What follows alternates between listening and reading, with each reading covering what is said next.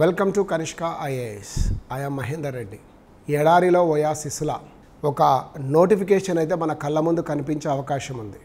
నిజానికి గ్రాడ్యుయేషన్ చేసి చాలా కాలంగా గ్రూప్స్కు ప్రిపేర్ అవుతూ అనేక కారణాల వల్ల మనం సాధించలేని వారికి ఒక అవకాశమే అని చెప్తా తప్ప ఒక అద్భుతమని మాత్రం నేను చెప్పడం లేదు. ఎందుకంటే మీరు గ్రూప్ 1 లాంటి దానికి ప్రిపేర్ అయిన తర్వాత ఒక గ్రామస్థాయి పోస్ట్ అనేది చాలా వరకు మీకు తక్కువగా అనిపించవచ్చు, కానీ అసలు ఏ ఉద్యోగం లేకపోవడం కంటే ఒక ఉద్యోగం ఉండడం అనేది చాలా ముఖ్యం. కాబట్టి ఆ కోణంలో నేను చెప్తూ ఉన్నాను. మీ అందరికీ తెలిసిందే, తెలంగాణ రాష్ట్ర ప్రభుత్వం ఈ యొక్క ధరణి నుంచి భూభారతి రావడం, అదేవిధంగా రెవెన్యూలో ఉన్న లోపాలని సరిదిద్దాలన్న ప్రధాన ఉద్దేశంతో అనేక కార్యక్రమాలు చేపట్టి చివరికి GPO అంటే గ్రామ పంచాయతీ ఆఫీసర్, గతంలో వాస్తవంగా ఇది VRO అని అనేవాళ్ళు, విలేజ్ రెవెన్యూ ఆఫీసర్. ఆయనకు సపోర్టివ్గా విలేజ్ రెవెన్యూ అసిస్టెంట్ VRA ఉండేవాళ్ళు. VRO ఆ పోస్ట్ అనేది మరియు VRAలు రెండు కూడా మనకు చాలా వరకు రద్దు అవ్వడం, వాటిని అందరినీ తీసుకొచ్చి వివిధ డిపార్ట్మెంట్లో అకామిడేట్ చేయడం రకరకాలుగా జరిగాయి. మళ్ళీ తిరిగి గ్రామ స్థాయిలో ఒక రెవెన్యూ అధికారి లేకపోతే బాగుండదు, కాబట్టి ఈ గ్రామ GPOలు అనేటివి ఒకటి మళ్ళీ కావాలని కోరుకున్నాం. సో ఆ VROలకే మళ్ళీ అవకాశం ఇస్తే వాళ్ళు తిరిగి వచ్చే అవకాశం లేదు అనేది పత్రికలలో కనిపిస్తుంది.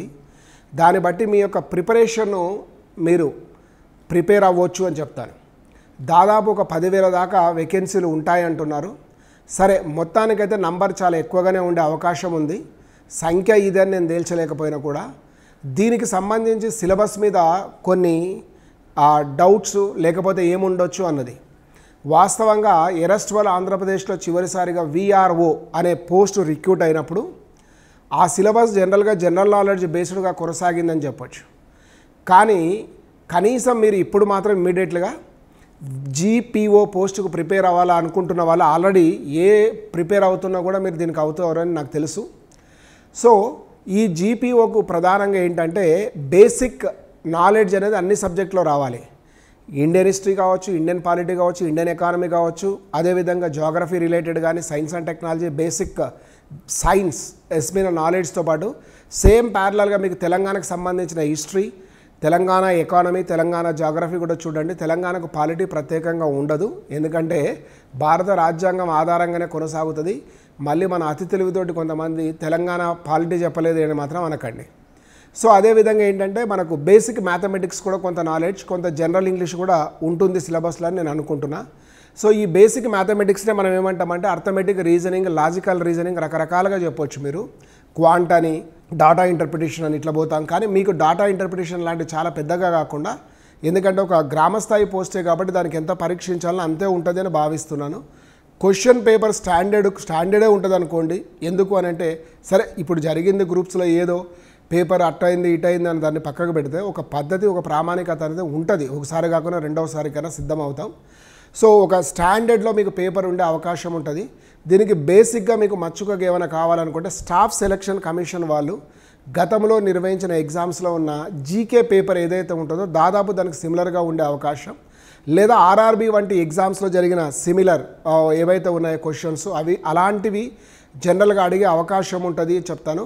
ఇంకా బెస్ట్ ఏంటంటే మన తెలంగాణ పోలీస్ డిపార్ట్మెంట్ వాళ్ళు నిర్వహించే కానిస్టేబుల్ కానీ, లేకపోతే అదేవిధంగా మీరు చూస్తే ఈ కానిస్టేబుల్తో పాటు Group 4 TGPSC కానీ APPSC వీళ్ళు నిర్వహించే Group 4 స్టాండర్డ్లో మాత్రం ఇవి ఉండొచ్చు.